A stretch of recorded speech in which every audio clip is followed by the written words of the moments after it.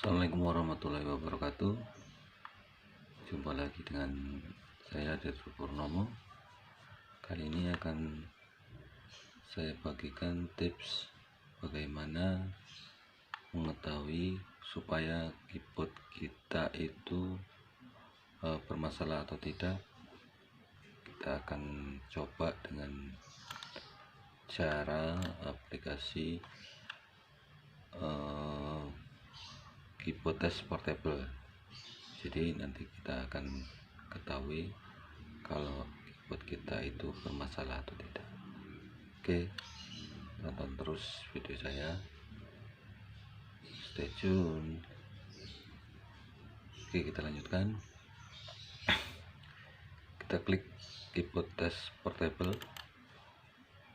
Nah, seperti ini. Karena ini di tampilan atau ditaruh di dalam RAR, jadi kita close dulu. Kita buka keyboard test portable. Nah, seperti ini. Kita coba klik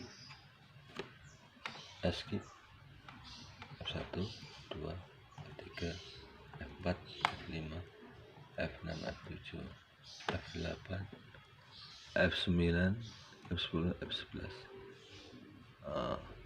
atau kita klik seperti ini.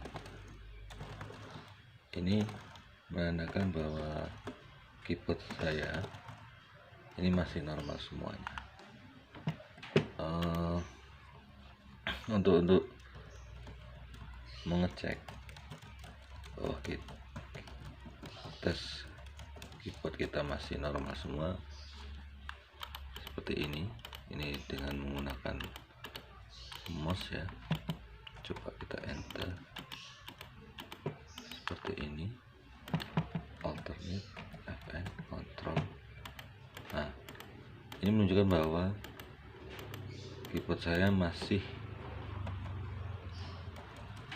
normal semuanya. Apabila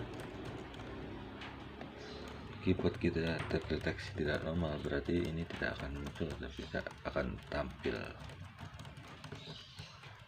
Nah, untuk menghapus semuanya kita klik clear untuk menghilangkan semuanya.